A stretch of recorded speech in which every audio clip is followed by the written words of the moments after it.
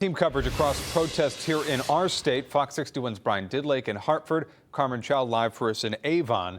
Today marked the 7th day of protests in Hartford. More than 1,000 young people marching through the capital city streets and rallying at the state capitol. Brian joining us live in Hartford with more on that. Brian? Ben, many of these people were students who say that this protest was the start of a greater conversation. It's beautiful to see the amount of people that are here today. But if we're not following it up with anything, then this doesn't mean anything. So let's make it mean something. Hundreds of students gather at the state capitol to talk about change, saying with the COVID-19 pandemic and now seeing the country united in protest is giving them time to think about what's next. It's very frustrating, and all that we can do is really do stuff from home, unfortunately, but it's also giving us time to think about how we want to change our school for when we go back. Brianna Quo says Black and brown students unfortunately deal with a lot on college campuses where both they and their white counterparts are in a new environment, racial slurs and graffiti and bias. Maybe staff aren't as fair to you. Maybe you don't feel like people are reaching out to you with the same opportunities that other white students may get. Students say that they are tired of not having their voices heard and now are making a stand saying that enough is enough. Marching around Hartford, through the Arch, to Church Street, and then on Main Street shouting, "Black Lives Matter! Black Lives Matter!" So what you hear today and what you see today is an outcome of silent ears and closed mouths. Students say they hope this march can show the world they are ready to make a difference. It will be the young people that will be leading the people in the later days. And then what we see is the young people taking the torch of freedom, justice, and equality going into the next couple of years, going into the future, and the future looks bright. Shining with hope, students say the first step is changing the culture of local law enforcement. The police like to think is that it's their right to enforce, by any means necessary. And that's not the way that you handle a community. It's about building relationships. It's about listening to your communities. It's about trying to find individual problems and solving those instead of trying to find violent blanket solutions. Now, students say that they'll be planning a list of diversity activities and forums for when they go back to school in the fall.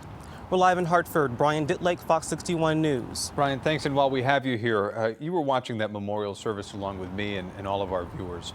Want to get your reaction to that. And also, we saw you in that piece on the front lines covering these protests for us. You've been out there the past couple of days.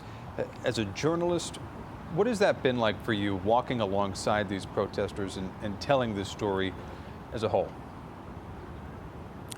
Well, first reacting to it, when we were listening in to Reverend Al Sharpton as he was speaking to everyone in his sermon, he had talked about something that I want to share, and he was saying in his words that protesters that we're seeing all across the nation don't condone looking for violence. There's a difference between those calling for peace and those calling for quiet.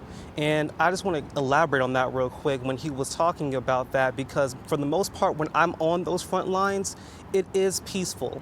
It's very peaceful the entire time. Now, disruptive, yes. We've seen bridges shut down, highways closed for hours at a time, but peaceful, and that's something that is a good thing for here in Connecticut, and it contradicts what we've been seeing across the nation when we see more aggression towards protesters and law enforcement and their relations together. So that's something I'm very proud of seeing here on the front lines here in Connecticut. But as a reporter and as a Black man, it is a bit hard for me to always have a calm reaction to being out there. On social media the other day, I was shaken to my core. After 6 days of continuous coverage of these protests, I never had a chance to stop and think of what I was doing.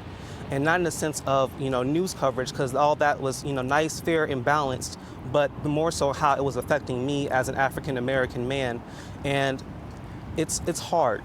Most of Black America right now is hurting because George Floyd is a symbol of more than just himself when he died.